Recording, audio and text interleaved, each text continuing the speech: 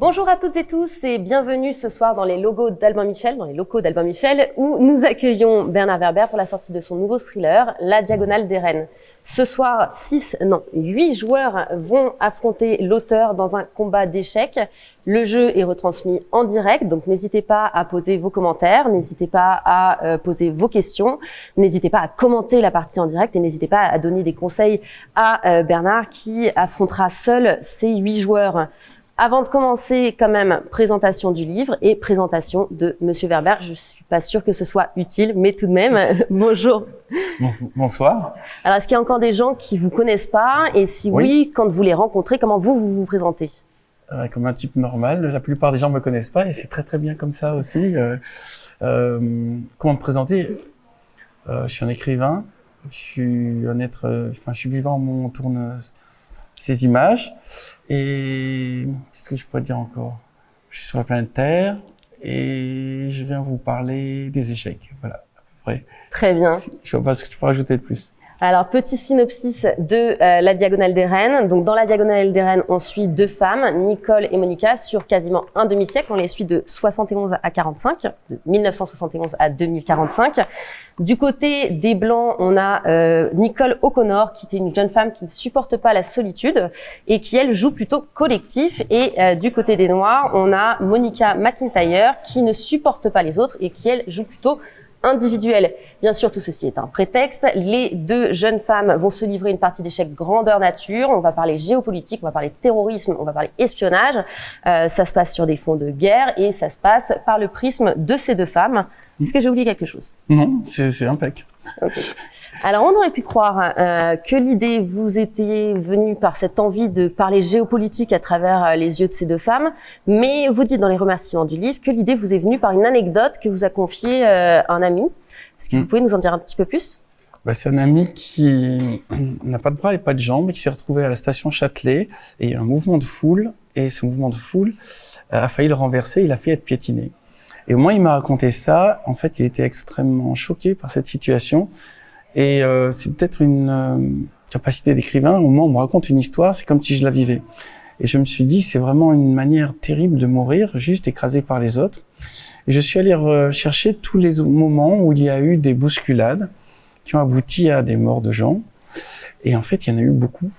Encore récemment, il y avait en Corée du Sud, il y a un Halloween qui a mal tourné et qui a abouti à beaucoup de morts.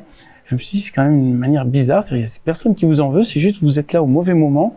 Et ce qui vous tue, c'est l'entourage d'autres êtres humains.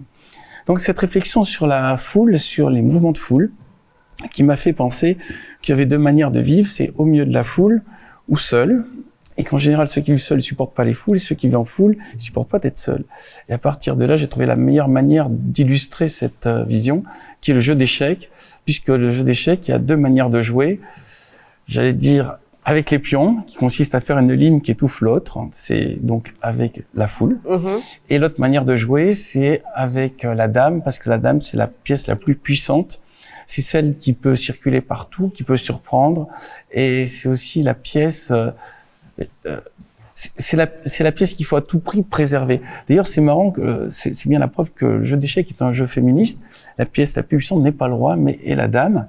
Le roi, lui, il fait juste avancer quelques petites cases et il court en général poursuivi par tout le monde. Il va se cacher dans les petits coins.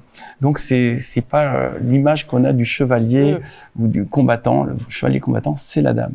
Donc à partir de là, il y avait cette idée, réfléchir sur la puissance du collectif, comme vous l'aviez évoqué, et la puissance de l'individualisme. Est-ce qu'on joue sur les autres? Est-ce qu'on compte sur les autres? Ou est-ce qu'on se débrouille tout seul? Il y a une phrase qui dit « Tout seul, on va plus vite. Ensemble, on va plus loin. » Et mes 2 héroïnes, Monica et Nicole, vont expérimenter les 2 stratégies, celle de jouer avec les autres ou celle de jouer tout seul. Alors, on va parler un petit peu d'elle. Avant ça, dans votre réflexion, à quel moment vous vous êtes dit, je vais mettre un contexte géopolitique et puis je vais aller chercher des événements à droite, à gauche? On parle quand même d'un demi-siècle. Alors, quand j'ai commencé à avoir cette idée, l'opposition foule-individu, et que j'ai eu l'idée de l'associer aux échecs, j'ai cherché le moment où il y a eu le choc entre, j'allais dire, les collectivistes contre les individualistes. Donc, ça, c'était entre les communistes et les capitalistes. Et ce choc, c'est Reykjavik, le contact Bobby Fischer avec Spassky. Alors moi, je me rappelle, quand j'étais jeune, il y a eu 2 moments où mon papa il m'a dit « il faut que tu restes devant la télé, il se passe un truc vraiment important ». C'était Apollo qui arrive sur la Lune et ce match Bobby Fischer-Spassky. Et c'était rigolo parce que c'était la première fois où il y avait réellement une présentation starifié, c'est-à-dire que Bobby était un vrai personnage charismatique. Bobby Fischer, en plus il avait des comportements de diva, il venait en retard, il piquait des crises de colère. Donc tout ça crée un film. Je me suis dit c'est une très bonne mécanique. Et à partir de là, mes 2 héroïnes, Monica et Nicole, vont rejoindre le camp américain et le camp russe. Donc l'une va rejoindre la CIA et l'autre le KGB. Et je me suis dit, c'est une manière aussi d'expliquer le monde. Il y a cette lutte entre les gens qui la jouent plutôt collectif et ceux qui la jouent plutôt individuelle. Il y a eu un autre moment où il y a eu ce choc réellement historique, entre les communistes et les capitalistes. C'est le match Korchnoi contre Karpov. Et là encore, là on a un grand champion parmi nous qui est là. Et là encore, on a vu tous les moyens qui sont déployés par ces 2 camps pour gagner. Et ce que je raconte dans le livre, puisque j'en parle aussi de ça, les Russes avaient fait appel à un hypnotiseur, manipulateur, magnétiseur. Et le Korchnoi avait essayé de se défendre en utilisant des méditants, des gens qui sont mis à faire des prières. Et donc ça a tourné à la foire d'empoigne. En plus, ils s'accusaient de mettre des micros à l'intérieur des meubles. Donc tout ça était un film parfait. Donc je me suis dit, les échecs, plus la géopolitique, plus ces 2 philosophies, la jouer seule ou avec les autres, ça me donnait une base romanesque. Maintenant, il fallait les incarner. Donc Monica, son nom, Monique, ça vient comme monothéiste ou monokini, ça veut dire seul. Et Nicole, comme les chaussures Nike, Nike, ça veut dire victoire. Et Olas, c'est le peuple. Donc d'un côté, il y a celle qui la joue seule et celle qui joue sur la victoire du peuple. Donc c'est les 2 visions. Est-ce qu'on joue avec la dame ou est-ce qu'on joue avec les pions? Alors pour ceux qui n'ont pas encore lu le livre, on va avoir cet affrontement entre Monica et Nicole et en fait le lecteur, vous allez voir quand vous allez tourner les pages, n'a de cesse de vouloir adhérer à l'une ou à l'autre, de se trouver des ressemblances avec l'une ou l'autre parce qu'après il y a ce contexte géopolitique, il y a ce contexte des échecs, mais au final c'est un livre sur les personnages. Oui, c'est 2 personnages forts, mais pour que ce soit vraiment amusant, en fait déjà mes chapitres j'ai mis couleur blanche et couleur noire pour qu'on voit que c'est vraiment comme une partie d'échecs. Mais au moment où j'écrivais la partie d'un des personnages, j'avais vraiment son point de vue et moi-même j'ai adhéré. C'est-à-dire je me disais c'est tel qui a raison, faut le jouer avec les pions. Et au moment où je jouais l'autre, je me disais c'est tel qui a raison, faut le jouer avec la dame. Si bien que pour que ça puisse fonctionner, il fallait vraiment pas prendre parti, il fallait pas que ça soit manichéen, il fallait pas qu'il y ait un camp qui soit les gentils, un camp qui soit les méchants. C'est 2 visions du monde qui aboutissent à 2 utopies de société. Une utopie collectiviste et une utopie individualiste. Et les 2 ont leur raison d'exister et leurs propres défauts, quoi. Et ce que je vais montrer, en tout cas, que ce qui se passe actuellement même avec l'Ukraine est assez révélateur de ce choc-là, de ce choc de 2 visions du monde. Une vision orientale, une vision occidentale, une vision yin et une vision yang. Et que ça, c'est très bien exprimé par ces 2 couleurs qu'il y a dans le jeu d'échecs, les noirs et les blancs. Alors vous êtes resté objectif sur l'écriture, mais là on est entre nous et entre tous les spectateurs qui j'espère mettent des commentaires, posent leurs questions. Vous êtes plutôt Monica, plutôt Nicole? Le matin, je suis à fond Monica. Vers le soir, je commence à être un peu Nicole. Donc c'est une question d'horaire. Ça dépend aussi de la météo. Mais c'est le grand avantage quand on est écrivain, on n'est pas obligé d'avoir une pensée d'un bloc. Je change de pensée selon mes personnages et je suis influencé par mes personnages. Par moment, il m'arrive de créer un personnage qui arrive à me convaincre d'idées que je n'avais pas avant d'écrire. C'est pour ça qu'on fait un métier un peu schizophrène, un peu bizarre. Mais en tout cas, oui, je change d'opinion.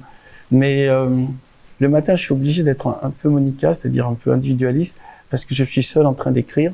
Et c'est un boulot quand même qui ressemble à un boulot de moine, et on est isolé du monde. Au fur et à mesure que la journée avance, je me sociabilise, jusqu'à aujourd'hui où je me retrouve entouré de pions.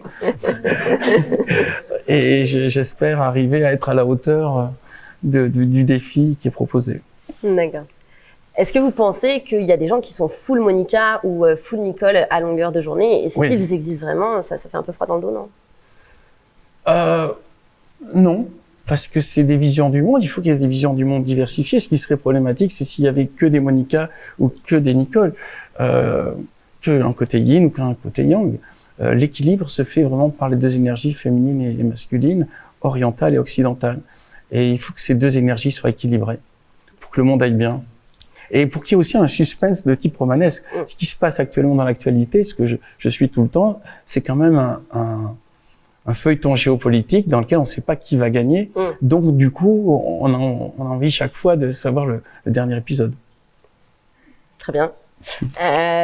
Côté recherche, il y a quelque chose. Alors, tout lecteur de Bernard Werber se sent sûrement un petit peu comme ça à un moment donné ou un autre. On se sent un peu érudit. Vous avez fait énormément de travail, énormément de recherches. En tout cas, vous partagez vos connaissances. C'est quoi qui vous avez pris plus de temps là sur ce livre? Est-ce que c'est plutôt les recherches sur les stratégies individu collectif? Est-ce que c'est plutôt tout ce travail sur la géopolitique? Est-ce que c'est plutôt finalement la conception des personnages? Alors, la conception des personnages, c'est vraiment le truc le plus amusant qui existe, parce qu'on est créateur, on est un peu comme le dieu de ces personnages. Il y avait rien, et tout d'un coup, on fait exister un être, on lui crée un passé, on lui crée une famille, on lui crée des défauts et des qualités. Donc ça, c'est vraiment le plus amusant. La partie documentation, en fait, est aussi amusant. En fait, tout mon métier, je le trouve hyper sympa et j'espère que ça va durer longtemps. Je suis très reconnaissant, mon éditeur ici présent, de me permettre de vivre de ma passion. Vous savez, par moment, par exemple, quand j'ai écrit La Diagonale des Reines, j'ai découvert qu'il y a eu réellement une guerre de reines en France, à une période peu connue, qui est entre l'an 600 et l'an 700, où il y a deux reines, une qui s'appelle Bruno et l'autre qui s'appelle Frédégonde, qui se sont partagées la France et qui n'ont pas arrêté d'envoyer des soldats et leurs maris et leurs enfants et leurs amants se combattre et se tuer. Elles les ont empoisonnés, elles les ont tués. Et c'était terrible. C'est une sorte de guerre civile qu'il y a eu en France qui a été complètement oubliée. Et quand j'ai découvert ça en faisant ma documentation, je me suis dit, zut, il y a un thème de roman entier sur ces deux reines qui se sont entretuées. Mais bon, j'ai juste mis en encyclopédie, ce qui me permet par moment aussi de ne pas avoir à développer complètement un sujet, mais de montrer que si je raconte qu'il y a deux femmes qui arrivent à changer le monde rien que par leur haine mutuelle, ça a réellement existé, ce n'est pas juste un délire d'écrivain. Il se peut par moment que deux individus qui se détestent arrivent à faire réellement bouger le monde. Vous avez là travaillé sur individu collectif, sur les némésis et cette question de âme ennemie. Et vous nous habituez d'habitude à des trilogies. Est-ce que là, on va retrouver ce thème un jour ou est-ce qu'on s'en tient à ce one-shot sur la Diagonale des Reines? Plutôt, on s'en tient à ce one-shot à la Diagonale des Reines parce que je suis déjà encore sur un autre sujet. Et puis, je crois que j'ai quand même bien fait le tour du sujet des échecs dans ce thème-là, et tout ce que ce sujet porte de romanesque et de suspense, et aussi, c'est vraiment, les échecs, c'est vraiment une grille de compréhension du monde. Le livre n'est pas fait que pour les joueurs d'échecs, et j'espère que les gens qui n'y connaissent rien prendront du plaisir à le lire quand même. Mais quand on prend conscience qu'il y a des pions, qu'il y a des rois, qu'il y a des reines, qu'il y a des fous, qu'il y a des chevaux, qu'il y a des tours, on prend conscience que ce qui se passe autour de nous obéit à un système assez similaire. Maintenant, j'ai aussi joué au jeu de Go, et j'ai l'impression que le jeu que joue la Chine, mais bon, ça j'en parle pas dans le roman, je vous en parle maintenant, est plutôt un jeu de type Go, c'est-à-dire il passe des tas d'éléments qui vont après se connecter ensemble, et là on va découvrir quelle était la stratégie. Mais les jeux d'échecs, c'est un jeu occidental, c'est plus de face, et on voit ce que l'autre fait. Le jeu de Go, on voit pas bien, et puis quand on voit, c'est trop tard. Ben, donc c'est déjà la géopolitique. Il y en a qui jouent au jeu de Go derrière? Oui. J'ai arrêté le jeu de Go justement parce qu'au bout d'un moment, je me suis dit, voilà, c'est trop, c'est trop prenant. Et il y a pas cette jouissance qu'il y a aux échecs de prendre les pièces de l'autre. Là, en fait, on s'étouffe mutuellement. C'est un concept plus oriental déjà. C'est une guerre de territoire. Voilà. On va y jouer justement. C'est aussi un peu une guerre de territoire, les échecs, mais c'est plus franc. Si je puis dire. Dernière petite question avant de passer au plateau. Là, on approche de la période des fêtes. Moi, si j'offre demain pour Noël le jeu d'échecs, quel message je passe? Est-ce que je suis à qui je dois l'offrir, hein? Alors, le message à passer, c'est que c'est un jeu qui est fait pour avoir du plaisir.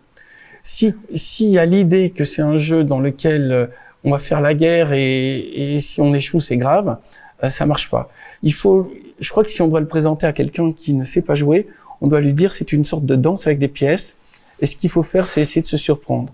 mais la victoire n'est pas l'élément déterminant. Enfin, moi, mon père m'a appris à jouer aux échecs en me disant il faut s'amuser. Et je me rappelle justement, grâce à Monsieur Bachar, j'ai joué contre Karpov et j'ai vu que tous les autres joueurs étaient en train de devenir tristes parce qu'ils étaient en train de se faire étrangler par cet ancien, d'ailleurs, agent du KGB qui est vraiment très très fort. Mais il y avait un moment, je me suis dit, voilà, je sens autour de moi des gens tristes. Il y a une dimension de joie, de jeu, comment dire, de jeu de surprise, de film en fait. Quand on fait une partie, on va fabriquer un petit film. Et il faut vraiment quelque part renoncer à vouloir à tout prix gagner pour être dans une notion de faisant un spectacle qui soit amusant. Vous parlez d'un petit film, ça peut être un petit livre. Vous avez cette notion de joie, j'imagine, quand vous écrivez quand même. Je fais pas tellement de différence entre un film et un livre, ce qui est peut-être une bizarrerie. Pour moi, quand j'écris un livre, je vois le film. C'est-à-dire, j'ai besoin de voir mes personnages, et je crois qu'un livre va fabriquer le film dans la tête du lecteur. Le lecteur va choisir son propre casting, va choisir ses propres acteurs, ses propres lumières, à la limite son propre rythme de tournée de page, qui va faire qu'il va voir le film exactement comme son cerveau a envie de le voir. Et c'est pour ça encore que je crois que le livre est plus fort que le film, parce que le livre rend le lecteur actif, alors que le film ne fait que le rendre le spectateur passif. Il reçoit le rythme du réalisateur, le casting du réalisateur, l'éclairage du réalisateur. Voilà. Et tant qu'il y aura des gens qui liront, le monde sera sauvé. Et tant qu'ils joueront aux échecs. Ok, super conclusion. Je vous invite à me suivre et puis on va commencer donc à jouer. Ça va, vous n'êtes pas trop stressé? Si, alors déjà je dois dire une chose, je n'ai aucune chance contre ces gens-là. Il y en a un qui est 2500 Elo, moi au mieux j'arrive à faire 1260 Elo. Donc les Elo c'est des points d'échecs qui servent à nous mettre dans des catégories. Donc quand j'ai commencé à jouer à l'âge de 6 ans, mon père m'a appris, et puis je me suis entré dans un club. Et un jour j'ai joué contre un type qui jouait tellement bien, je me suis mis tellement en avance que je ne pourrais jamais rattraper ce retard, et j'ai arrêté de jouer pour devenir ce qu'on appelle un joueur du dimanche, c'est-à-dire que je joue peut-être une fois par mois ou parfois 2 fois par mois. Là, les gens qu'on voit ici sont des champions. 2500 Elo, ça veut dire qu'ils jouent tout le temps. Donc ça veut dire que je n'ai aucune chance. Donc ce que je vais faire, c'est que je vais juste essayer de tenir comme un Karpov le plus longtemps possible et de faire quelque chose de joli pour la caméra. Maintenant, j'en reviens à cette idée. C'est aussi agréable aussi de jouer en se disant, c'est pas grave si on perd. L'important, c'est de faire du spectacle. Je vais essayer de faire du spectacle. Mais en plus, ils sont entraînés. Non, en tout cas, vous qui êtes derrière votre écran, vous avez compris votre mission. Encouragez Bernard Werber. Je compte sur vous pour me donner des conseils. Hein. Surtout contre lui, 2500 Elo. Mais c'est comme si je faisais un match de boxe contre Mohamed Ali. Bon, j'ai aucune chance. Très bien. C'est une mise à mort. Hein. C'est juste, j'essaie de la faire au ralenti, mais. Voilà, mais peut-être il y a des génies derrière la caméra qui pourront me donner des conseils. Et c'est quoi après lui, c'est quoi vos niveaux? C'est pas 2500, hein. J'aimerais beaucoup. C'est 2006. Non, ah non. C'est combien? Au-dessus de 2000. Et vous? 1700. 1700. Au moins niveau amateur. Encore en dessous. Bon, alors j'espère que le collectif va leur permettre d'échouer. Parce que s'il faut compter sur mon individualisme pour gagner, ça va être compliqué. Laissez-les tous jouer, hein. On peut pas sauter son tour à lui. Bon, ben voilà. On y va. Alors, je ne démarre pas, je présume, tant que je reconnais bien les pièces. Vous êtes, comme dans votre livre, du côté de l'individuel, du côté des pions noirs. On a le collectif du côté des pions blancs. Vous avez, je crois, un nom d'équipe et un cri de guerre. Donc, je vais vous demander. Ah, vous avez un cri de guerre? Ah bah oui, ils sont préparés. Oh là là. Ça serait que vous fassiez un coup chacun. Mais c'est, je crois, que c'est ce qu'il y a prévu. C'est ce qui est prévu. C'est pas comme ça. Oui, c'est que quand quelqu'un joue un coup, il n'a pas le raisonnement de l'autre derrière. Mais c'est pour ça. Oui, mais c'est un peu, je crois, le concept. Mais rien qu'un seul type comme ça déséquilibre tout le truc. Bah, je vais vous demander du mais coup. en plus, s'il le faut, les autres sont bons aussi, donc c'est. J'ai compris Bon, que vous étiez le on va porte-parole. voir. Non. En tout cas, Monsieur Werber, vous avez défini comme ça. Et puis, bah, je vais vous laisser présenter votre nom d'équipe et peut-être lancer la partie. Est-ce que vous savez déjà qui va déplacer le premier coup? Vous avez déjà réfléchi à votre Dans premier l'ordre, coup? faites-les dans l'ordre. Oui, D'accord. Alors, votre nom d'équipe? Le saut du cavalier. Le saut du cavalier. Votre cri de guerre? J'en ai pas. Ah, bah alors! Allez, on est parti. C'était Udada Jolly Jumper. Ah bah alors avec un cri comme ça, Merci vous avez beaucoup. déjà gagné. Hein. C'est parti, vous vous rapprochez de la table. Et Je ne sais pas ce qui est prévu, mais je te suis, je t'écoute. Et ben, alors le but, c'est de jouer aux échecs contre 8 Ok, personnes. d'accord. Ok. Et d'être C'est le moins en live. d'être le moins ridicule possible. Ok. Je vais essayer. Allez, c'est parti. Bah, bon jeu. Bah oui. Elle commence. Alors, est-ce que je dois commenter aussi? Vous pouvez commenter votre partie. Est-ce si que vous souhaitez. je pose la question un peu tard, mais on n'utilise pas la pendule. Hein. Vous faites. Je crois, non, mais je crois que ça va compliquer encore plus. les Oui. choses. Mais je vais essayer de jouer très vite.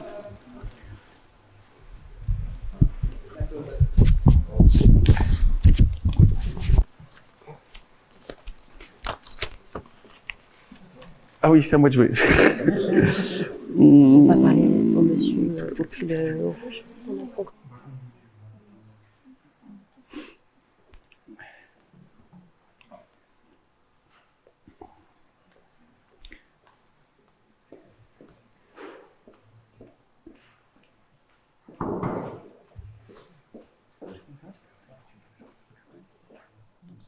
Ah oui. Le principe d'une partie, c'est pas qu'une personne dise à tout le monde. Ah oui, parce que sinon, si- ça devient un contre un. Ah oui. Voilà, donc si on veut garder une sorte d'équité, il faudrait que chacun joue à son coup. Voilà. Attends. Juste, j'essaie de... Voilà, ça va se ressembler sinon. Bon, tant pis, j'ai pas le choix. Alors, on est ici avec Marc. Oui, Bon, vous bonjour. Voilà. Je sais pas Alors, ce qui est vous prévu. jouez aux échecs régulièrement. Je fais de la compétition depuis une trentaine d'années, oui. Et est-ce que vous avez lu La Diagonale des Reines? Oui, je l'ai lu, bien sûr. Alors, comment vous qualifieriez cette œuvre en quelques mots? Alors, est-ce que je suis doué pour expliquer ça? C'est assez passionnant de découvrir la dualité entre les deux femmes avec leurs deux styles complètement différents et ramener ça aux échecs. Et j'ai trouvé ça assez extraordinaire parce que déjà c'est ma passion, mais en plus effectivement ça colle vraiment avec les deux personnes, les deux femmes sont sur l'échiquier du monde en géopolitique. Et elles s'affrontent également dans des vraies parties, dans des tournois, quand elles sont jeunes et plus tard quand elles sont plus âgées. Et j'ai trouvé ça extraordinaire. Difficile de dire autre chose, mais c'est très très bien vu. Eh ben, très bien, merci. Je vais vous laisser retourner à la partie.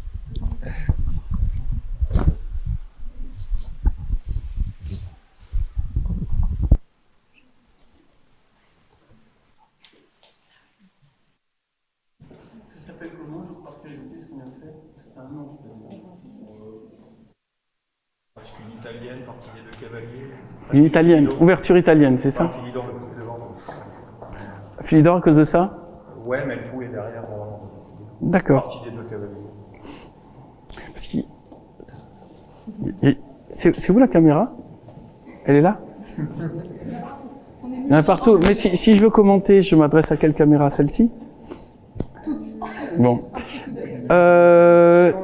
Ton dernier coup, c'était quoi? D'accord.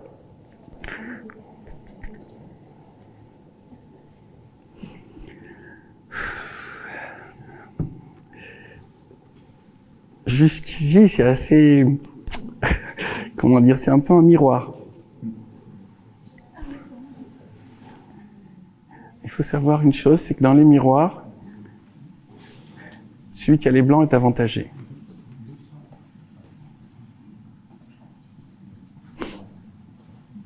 Ouais.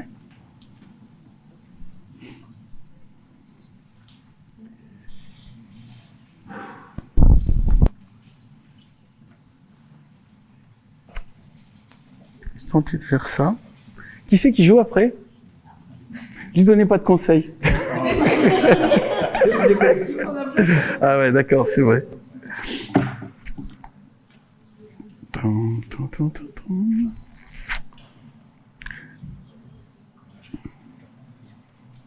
Si je fais ça, il me prend.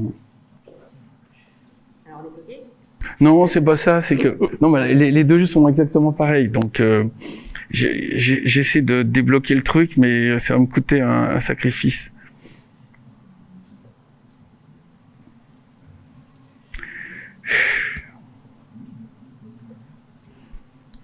C'est-à-dire, je suis assez tenté de faire quelque chose juste pour faire avancer le jeu, mais ça va me faire perdre. Bah oui. En même temps, j'ai intérêt à jouer plutôt la sécurité. Bon. Voilà. Ça, c'est la chose qu'il ne fallait pas faire. Je le fais quand même parce que ça va rendre le jeu un peu plus rock'n'roll. Alors, on a déjà des Non, questions. Laisse parler ton intuition. Il y a déjà des commentaires. Il y a déjà des questions du public, notamment, est-ce que jouer aux échecs, ça vous aide dans la vie de tous les jours, vous, et dans votre vie d'écrivain? Est-ce que savoir jouer aux échecs, ça vous aide? Ça m'aide pour les romans. Il y a Flaubert, il écrivait tous ses romans en refaisant une partie d'échecs.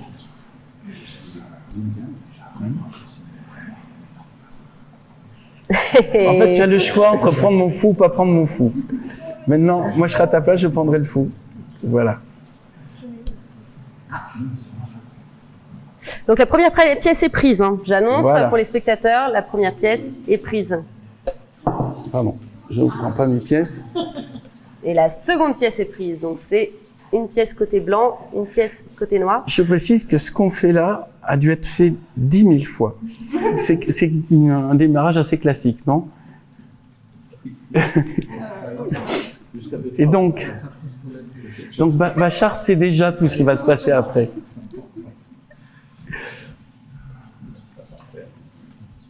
Par terre. Si, je peux commenter un truc. C'est-à-dire, j'ai fait ce truc pour mettre mon cheval au milieu, parce que je pense qu'un cheval au milieu, c'est toujours bien. Voilà. Mais il va pas me le laisser longtemps, oui, je m'en doute. Ah, il est menacé.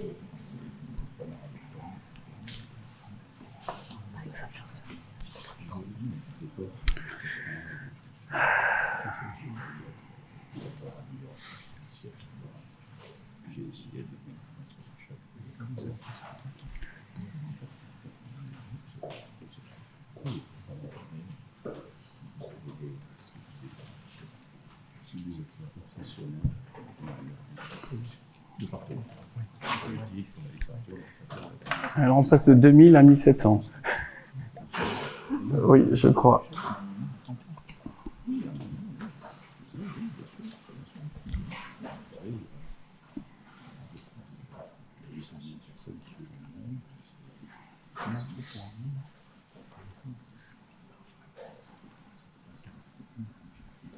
Il y a des commentaires sur... c'est plus... Il y a des commentaires, ouais, sur le live. Mais pour l'instant, il n'y a pas forcément de conseils. Il n'y a pas forcément de conseils. Les gens veulent savoir vos dates de dédicace.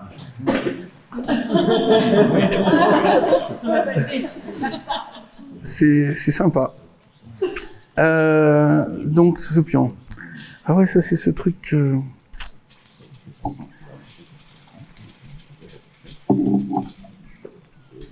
Petit point interview.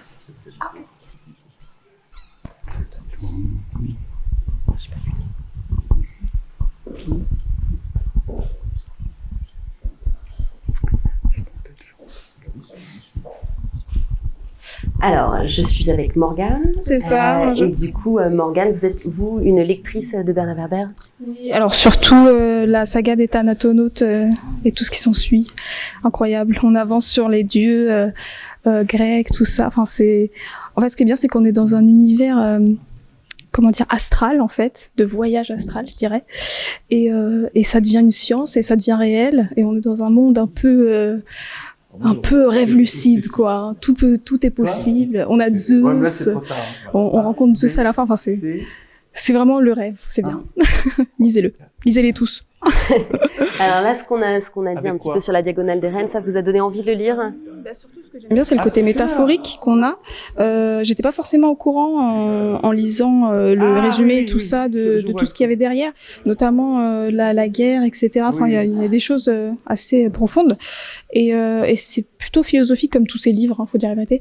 Mais ah oui, j'ai aussi son livre, l'encyclopédie du savoir relatif et absolu, qui est pas mal, super sympa à lire. Ça se lit n'importe comment, dans n'importe quel sens, c'est cool. Mais voilà, on est toujours dans cette thématique assez profonde et ça me plaît. Du coup, ça m'intéresse, ouais. Alors, en tant que lectrice, il me semble que vous êtes influenceuse aussi. Quelle émotion vous avez ce soir à jouer contre Bernard Werber? Moi déjà, c'est la joie de voir tout le monde, hein, pas seulement Bernard Werber. Ils sont vraiment exceptionnels tous autant qu'ils sont. Mais c'est vrai que Bernard Werber est vraiment une imagination incroyable, débordante, et c'est un plaisir d'être face à lui en particulier. Voilà. Après, ça me fait plaisir de rencontrer tous ces joueurs qui sont aussi très calés échecs, pour rester dans les échecs. Mais au niveau de tout ce qui est art, moi je suis plutôt dans le dessin, donc c'est un peu bande dessinée ce que je fais, mais ça reste un peu de l'écriture. C'est toujours une joie de voir un auteur. Très bien. Finalement, tu peux Avec prendre plaisir. donner des conseils aussi, je sais pas les écouter. Puisque Non, ça va. la configuration du livre, il y a Oui, c'est vrai. voilà. Si je fais ça.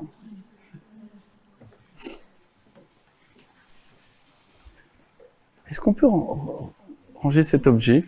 Merci. C6 et B5 pour gagner le feu en C4. A, C'est ce qu'ils B, disent. C. Attends, mais le A, il est là. Ça, c'est Ah, oui, A, B, C, C6. Alors, j'espère 2, qu'on n'a pas le lag 4. du live qui nous... 1, 2, Alors là, il 3, faudrait jouer 4, tour B8, 5. par exemple. À moins... B8.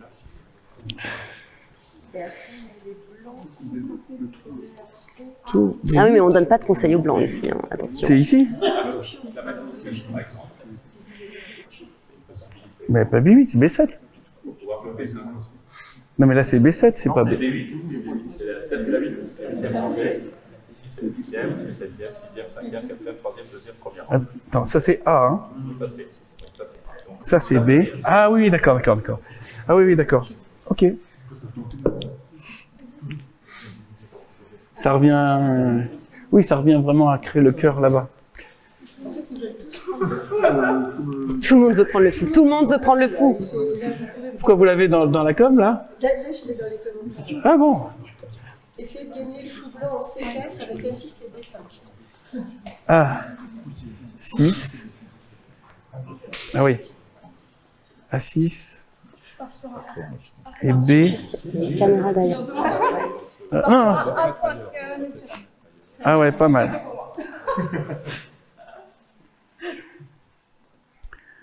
Bon, il y a la prise en passant qui fout la merde. Si je fais ça...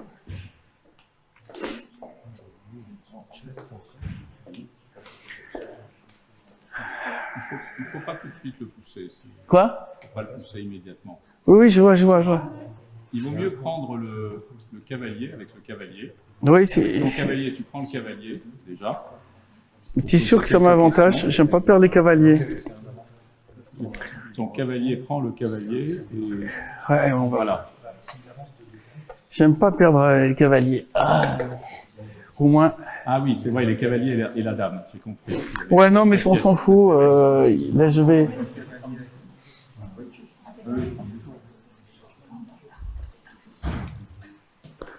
Équilibré.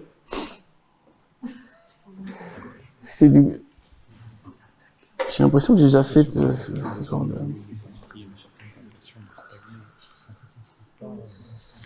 Mais je pourrais...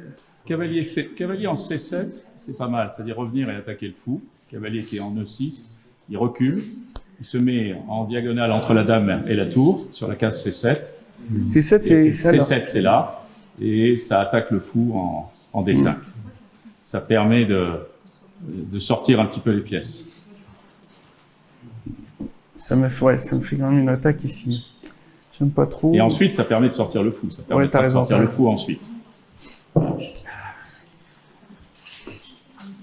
Ça va. Ah oui, il y a une autre chose qui m'intéresse, ouais.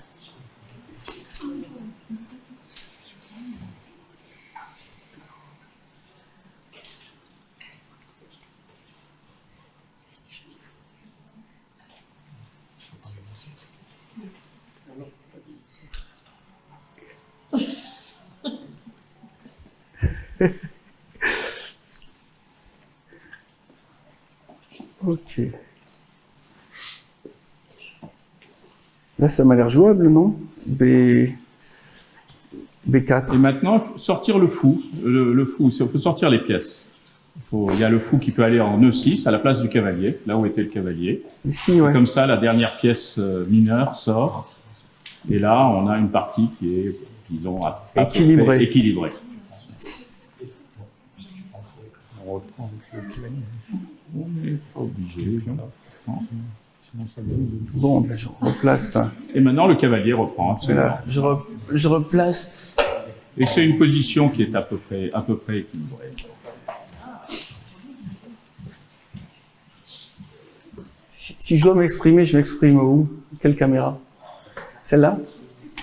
Bon, je dois dire, là, c'est équilibré, mais vu que je préfère les chevaux que les fous, donc c'est juste une question de style.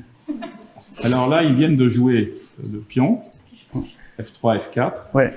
Et il est important de ne pas laisser le pion avancer trop. Donc c'est Même si je le prends... pas mal de prendre. Voilà. On va voir. Bah, déjà, c'est un peu plus ouvert.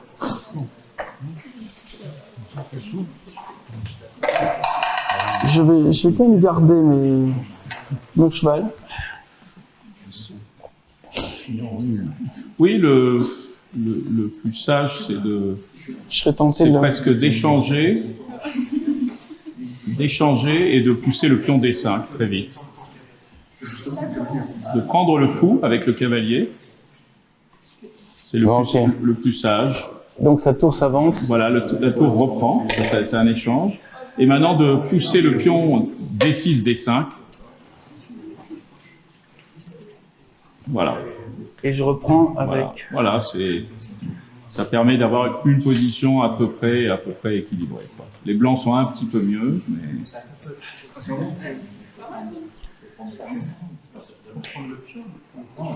Pourquoi les blancs sont un peu mieux? Parce que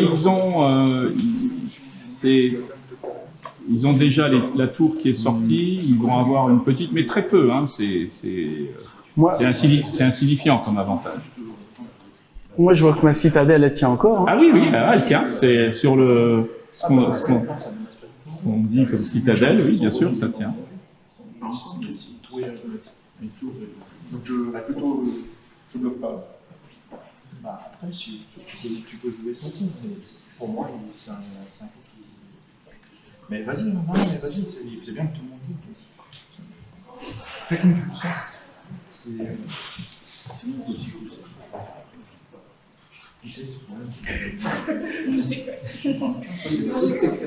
Qu'est-ce qu'il est, ce Et s'il a envie de proposer nul, c'est...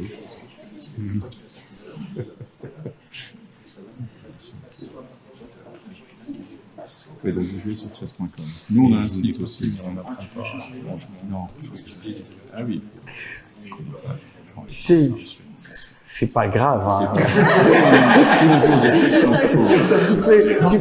Tu peux par moment laisser parler ton intuition. D'un point de vue financier, c'est bon, d'accord. C'est pas bon. Ils vont dire ça.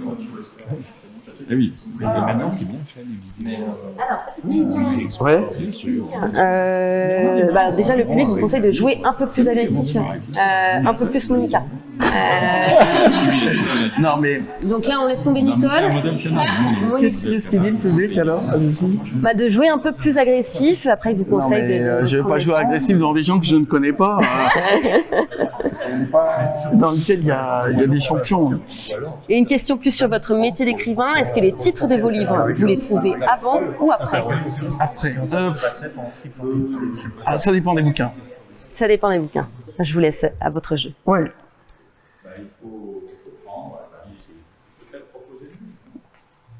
Proposer le nul, là? Ouais, je vois, mais...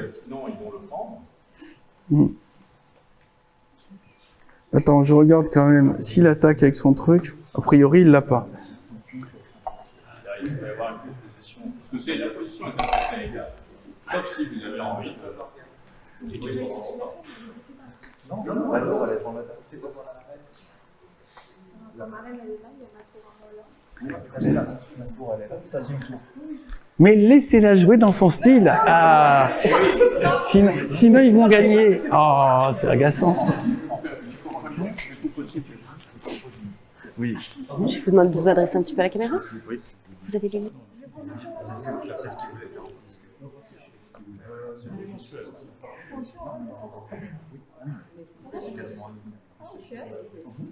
Bon, on s'engage. Avec quoi tu le prends? Avec ma petite tourette. Vas-y, prends. Sur des lignes droites en 3. Alors, Thierry, c'est ça, hein? Patrick, pardon. Patrick, vous êtes joueur d'échecs. Tout à fait, oui. Vous jouez plutôt professionnel, plutôt amateur? Non, je joue au niveau amateur. J'avais en 1700 Elo en rapide. Attends, on ramasse. J'ai abandonné les parties lentes parce que ça devenait trop fatigant à partir d'un certain âge. Mais les parties rapides et en blitz, j'adore. Moi, je trouve qu'il faut la laisser aller au bout de ses audaces. Non, pas encore. J'ai fait des simultanés, bien sûr, mais c'est autre chose. C'est quoi pour vous la grosse difficulté dans le jeu ce soir? La difficulté, c'est... il y a deux écueils à éviter. L'écueil, c'est que chacun joue sans consulter l'autre. À ce moment-là, on nivelle par le bas. Ou bien, tout le monde écoute ce que dit le meilleur joueur. Et à ce moment-là, à quoi servent les autres? Autant que ce soit lui qui joue. Donc, il y a un équilibre subtil à trouver. Dernière question, qui va gagner? Peut-être une partie nulle, juste avant le cocktail. Très bien, merci. Je vous en prie. Quoi?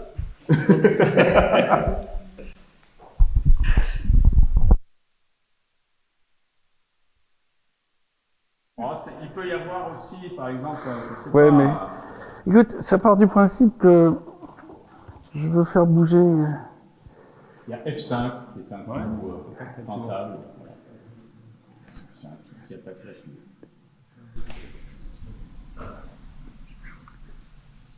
Ouais, mais il me le... Ouais. Mais bon, c'est tout ça. Je voulais préserver... égal avec quoi? Avec la dame? Oui, c'est-à-dire il y a égalité de pions sur l'échiquier. Il y a 6 pions contre 6. Il y a égalité de matériel. J'aime bien préserver mes citadelles en général. Ouais. Voilà, c'est une position qui est équilibrée.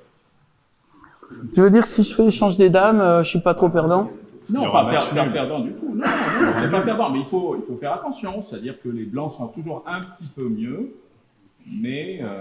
C'est ça qui me trouble, je vois pas. Ah ouais. Je vois pas en quoi ils sont un petit peu mieux. F5 ou un autre coup. F5 attaque la tour. Oui. Il y a d'autres coups possibles aussi. Mais F5 c'est pas mal, parce que ça permet de demander à la tour de jouer. Voilà.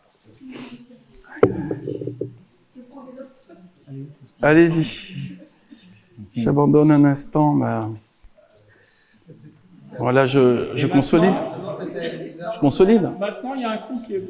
C'est G5, attaquant la tour. G5, attaquant la tour. Non, peut-être pas. Non, c'est pas... Non, ils vont prendre. Oui, il va prendre, je protège. Prendre. Oui, mais G6, tu veux jouer. Tu pouvais jouer G5, attaquer la tour, mais... Il aurait pris. Ouais, mais il me prend le... Il me le prend. Non, mais bon, ça c'est pas possible. Ah, oui. Attends. Comment ça y est?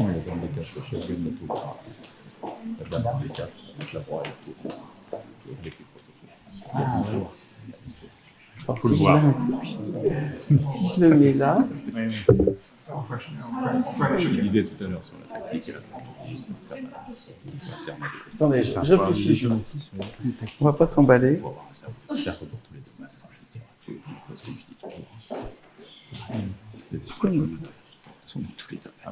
très visuel. Je veux dire, il faut avoir l'habitude de voir le truc.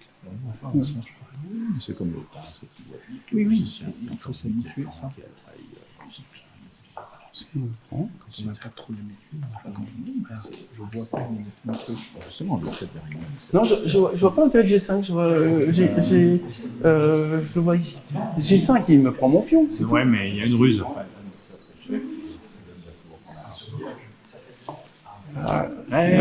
Essaye.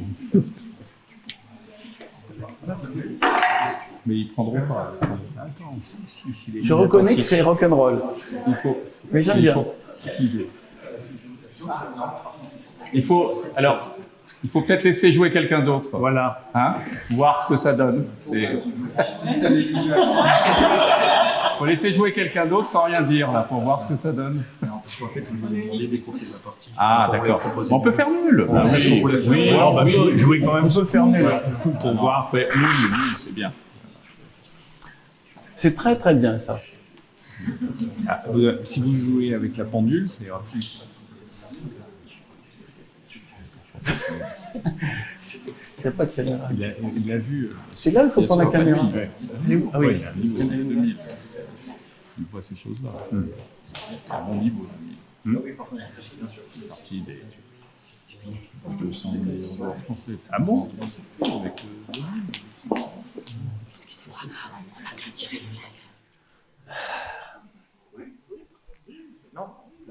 Eh bien, mesdames et messieurs, nous entrons dans une partie, dans un instant terrible, parce que c'est là que ça va se jouer, au prochain coup. Vous proposez match nul, je crois. Ok, j'accepte.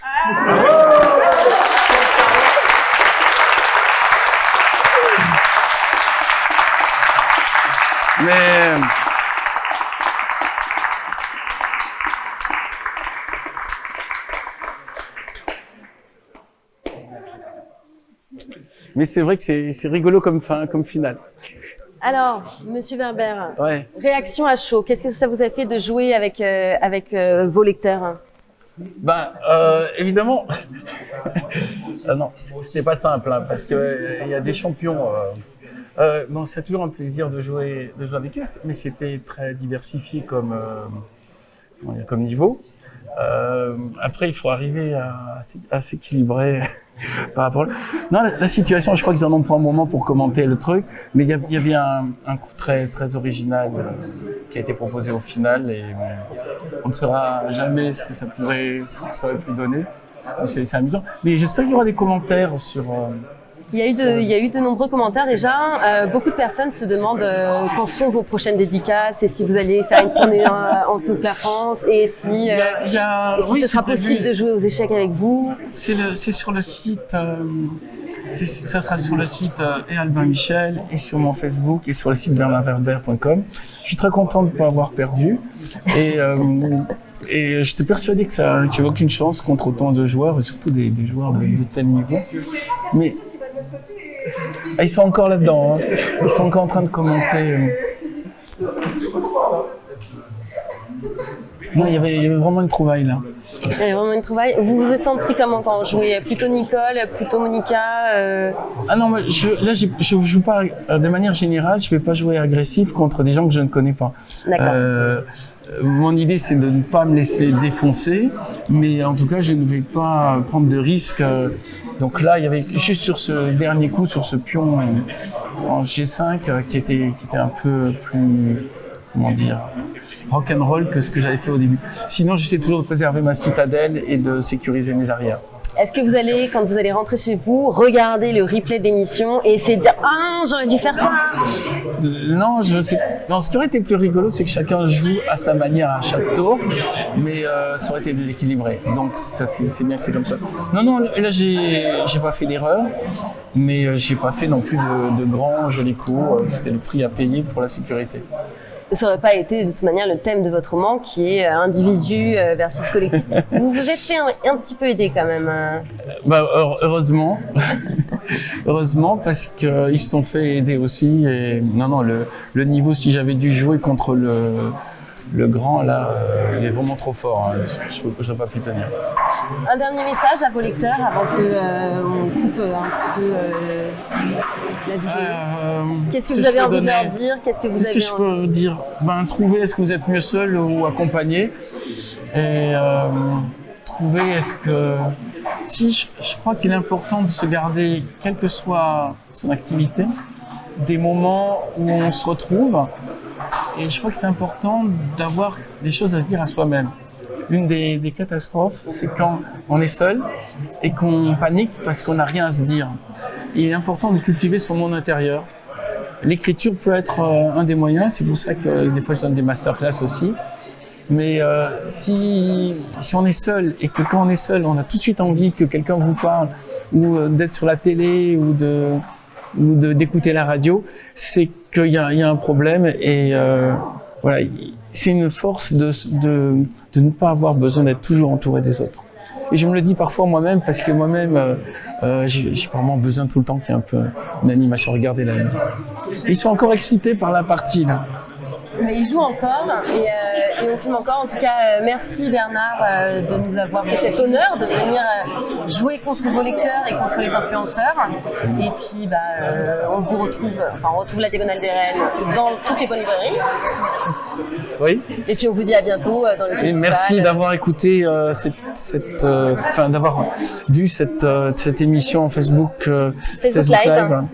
Et je sais pas comment ça va vous allez le remettre en replay, c'est ça? Ce sera disponible en replay et donc on pourra regarder l'ensemble de la partie, l'ensemble de l'interview de Bernard Werber qu'on a fait en début de vidéo. Et nous ici dans les locaux d'Albin Michel, on va poursuivre les parties, mais on va couper les caméras. Donc vous n'aurez pas manger et se régaler, se saouler la gueule, comme toutes les fins de partie d'échecs vraiment dignes de ce nom. Je me demande d'ailleurs si les joueurs d'échecs boivent après, je pense pas. Je crois que l'alcool et le jeu d'échecs sont deux choses difficilement compatibles. Il faut tellement se concentrer, la moindre vibration à côté dévie. Mais ce sera le thème du prochain livre, alcoolisme et jeu d'échecs. Ah, j'ai cru qu'on allait avoir un scoop, le thème du prochain livre. Non, le thème du prochain livre, c'est plutôt quelque chose qui ressemble à ça. Ok, faites-le face caméra, je vous en prie. C'est plutôt sur notre capacité à voler. Voilà. Très bien. Merci beaucoup. Merci à tous les spectateurs d'avoir suivi ce live. On remercie Albin Michel pour... On est dans les locaux là, d'Albin Michel. Voilà, de nous avoir accueillis ce soir. On remercie les communautés de Bipolar qui ont commenté la partie toute la soirée. On remercie les spectateurs, les lectrices, les lecteurs, les influenceurs qui nous auront rejoints au cours de ce live. On remercie également la Fédération française d'échecs qui nous a prêté des jeux d'échecs que vous pouvez voir à droite, à gauche et qui ont été actifs dans l'organisation de cet événement. La partie. Et en fait, ils font exactement ce que je pensais qu'il ne faut pas faire. Très bien. Eh bien, merci. N'oubliez pas à vous abonner et on se retrouve bientôt sur les réseaux. Au revoir. Bonsoir.